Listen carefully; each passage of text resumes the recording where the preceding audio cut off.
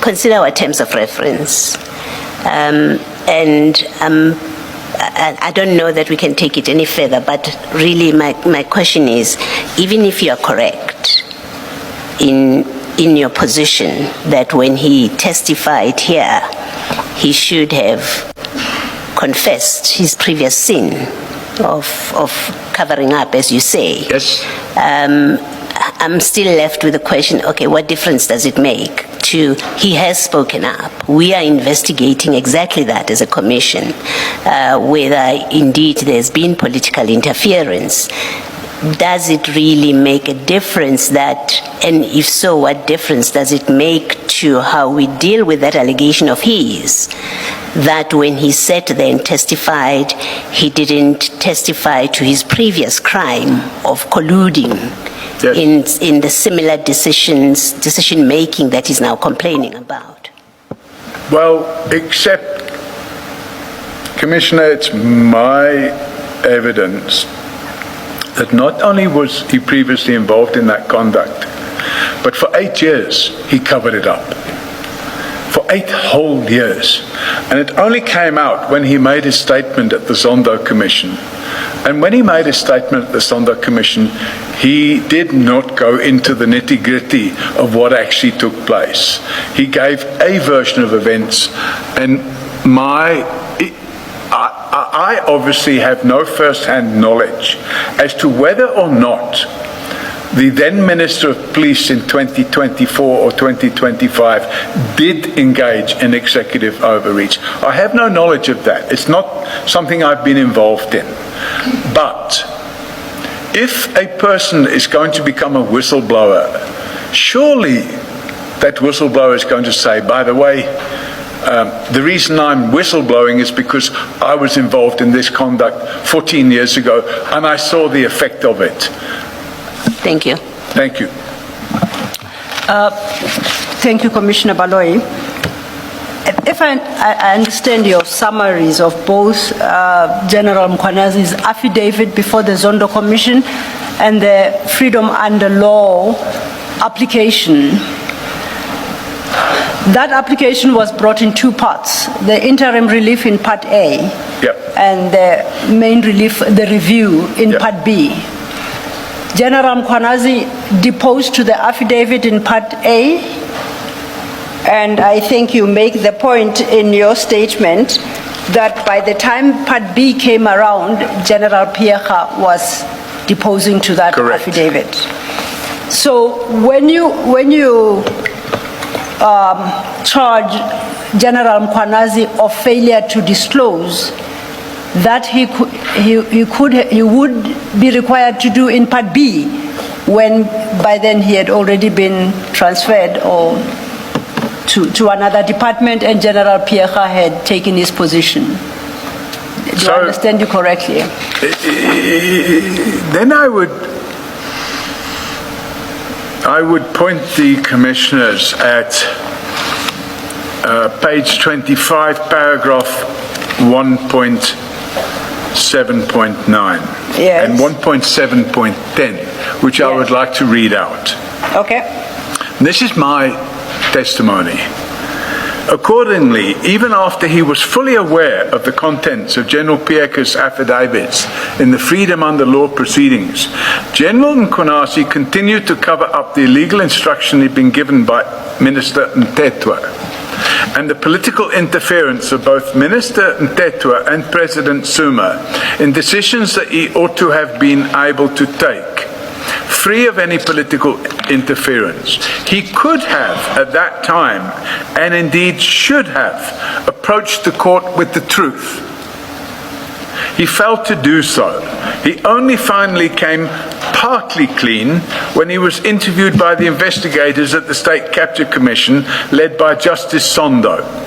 Even then, his version was a cover-up of the truth, and he fobbed them off by blaming others. given General Mkhwanazi's own collusion in an illegal process of political interference designed to keep General Mkhwanazi in charge of the Division of Crime Intelligence and its regularly stolen secret funds, it is difficult to take seriously his complaints of political interference that he made in his infamous speech on the 6th of July 2025. In fact, General Mkhwanazi's own unlawful conduct in 2011/12 make the current complaint he has made pale into insignificance while still sharing commonalities. For example, in 2011-12, General Mkhwanazi's conduct was intended to unlawfully protect Crime Intelligence Divisional Head, much the same as his conduct in 2025 is intended to protect the Crime Intelligence Divisional Head and those under him. If I just take a step back to your paragraph 1.7.9, just to clarify something. Sorry, just catch that paragraph. Page 25, paragraph 1.7.9. You state, and this is in response to the point I had raised with you, that the answering affidavit in the review application was deposed to by General Piega, who had assumed that position by then. Correct. You state that even after he, General Mkhwanazi, was fully aware of the contents of General Piega's affidavits and the full proceedings, General Mkhwanazi continued to cover up the illegal instruction he had been given by Minister Mthethwa. Correct. Now, what form did this cover-up take? On what basis do you say he continued? Firstly, he covered up, and secondly, that he continued to cover up. Thank you. Maintaining silence. Because what happened, Commissioners, while that period between Richard Mkhwanazi being suspended and then having a suspension uplifted and then having a suspension reinstated and the court case is going on, during that period, the whole thing was argued out in court. And when it was argued out in court, it was all over the media. And the Supreme Court of Appeal go into some detail about how General Piega misled the High Court. And General Mkhwanazi kept quiet. He had a duty. He could not ignore that duty, and that duty was to step forward and say, well, hang on a minute. Actually, General Piega's version of events is not true. Was he a party to this application? I'm saying he was, and the reason I say he was is contained within Annexure W. And Annexure W? Annexure W. If a procedure that was followed is not in compliance with their disciplinary code and the law, they have been returned. Yeah. All right. The point I'm making, the simple point I'm making is that he says to you, I will follow due process. Maybe he meant to defeat your agent application.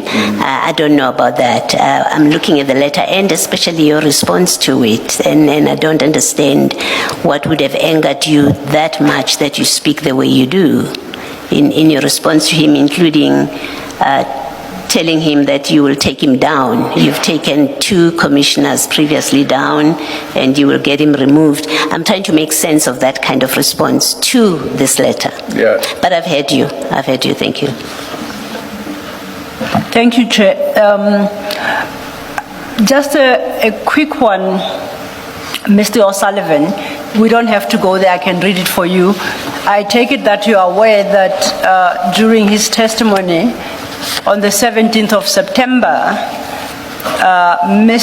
General Mkhwanazi, and it's in his statement, paragraphs 8 and 9, indicated as follows: I must emphasize that this briefing was a product of a collective and collaborative efforts of various units within SAPS and the majority of men and women in the service. It is a reflection of the common concerns shared among members of all ranks and a common desire for their resolution to enable these members to serve with honor.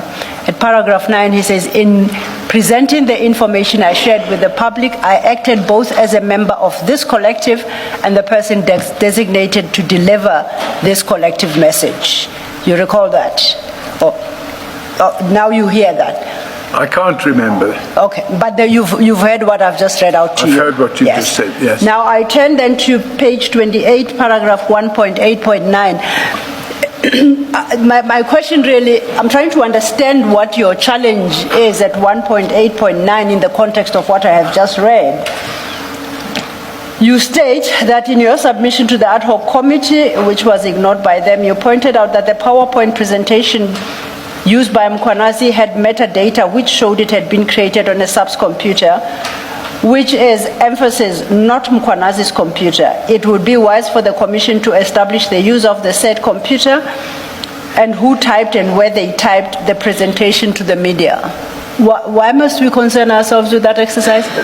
Well, I'm not saying you have to concern yourselves with it. The basis for the suggestion? I'm suggesting it would be wise because it may well be that the person that prepared this presentation is not from Mkhwanazi's office at all. But if you look at the picture, you have that's the metadata. The metadata, you have reflected it here. It says the creator is SAPS, then a number there. It gives it's a SAPS computer. So in the context of General Mkhwanazi saying that he acted as a member of a collective within SAPS, and somebody to deliver, does it become an issue that the presentation was not created on his own computer, but on another SAPS computer? It may not be an issue. Okay. But until we know who actually prepared that presentation, why not be transparent about it and say, by the way, on such and such a date, I sat down with this person, that person, and we prepared this presentation. All I'm saying is there's an opportunity to have transparency, and it would be wise to do that. I can't dictate to the Commission what to do. I'm just making a suggestion. I guess we don't overpromise and underdeliver. I'm trying to appreciate the value of that exercise, because at 1.8.10 you say, I believe it is in the public interest for the computer's users' details to be obtained and the person interviewed to establish who instructed him, her, what he, she was instructed, and where and when he, she typed out the presentation. The metadata reflects that this is a SAPS computer. General Mkhwanazi says it's a whole lot of us. I was just there as in a representative capacity. Why must the Commission go down that rabbit hole to establish what in particular? I'm not saying the Commission must go down that road. I'm saying there's an opportunity there to have some transparency and find out who actually put this together. It's a member of SAPS. Yeah, but who? The collective that General Mkhwanazi references in his statement. One person typed this, not a collective. Okay. It would be useful to know who that was, I think. Okay.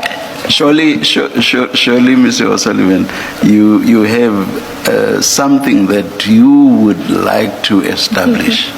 What is it that you would like to establish for us to even consider that? Commissioner, if one looks at the media briefing, and if one looks at this presentation, I'm saying the missing information is how that presentation came into being. And if we're talking about a collective, who is that collective? How did we form? How did we come together to make this presentation? That information is not in the public domain. And since this whole... Surely you have your own theories. I have my own theory. You would not otherwise be going down that route. I have my own theory, Commissioner. That's why I'm asking you, what exactly do you want us to establish? You see, there's the problem.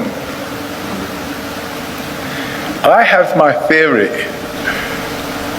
but I would prefer if that information was provided without my theory being applied, because it may or may not reveal something interesting. That's all I wanted to say. It's very uninteresting for us to go that route if we have no idea what we want to establish. So my theory may not be factual. So if I have a hypothesis which hasn't been proven and I publish it, what am I actually doing? It's like Leonardo da Vinci inventing the airplane. Actually, he did it 400 years before the plane was invented. Now, the reality is I have a theory, but I'm not in the business of publishing an untested theory. I was not even pushing you down that route, not at all. I just wanted to get an idea of, I just believe that there's a lack of transparency around how that presentation came to be. Just to try on the same theme. If your theory, and I'm not saying it's your theory, if your theory is it's General Mkhwanazi and Masemola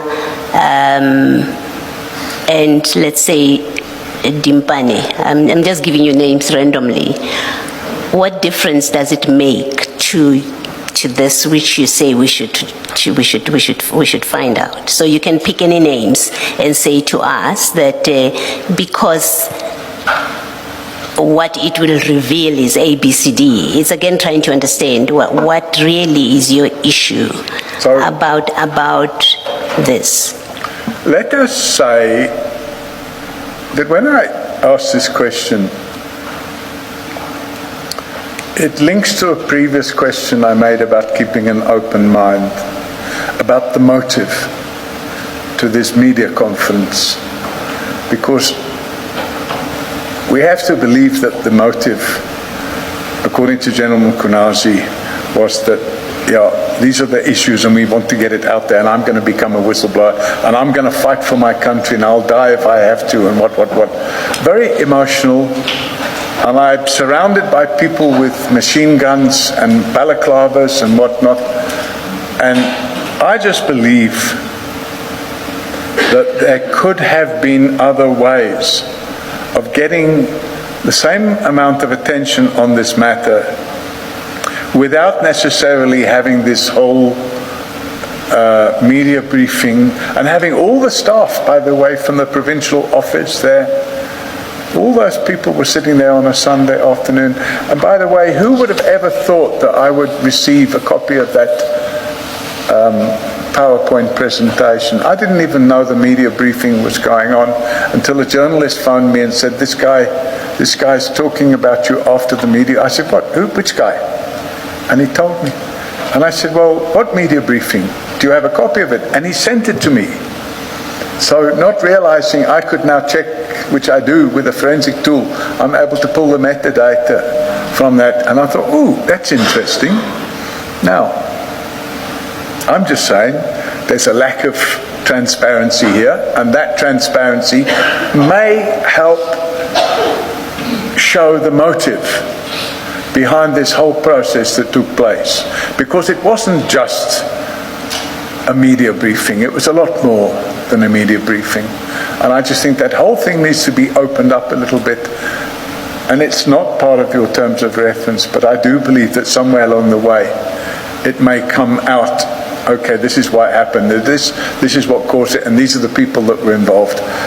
What if the theory shows that there was a little third force running around, and that's really what's going on here?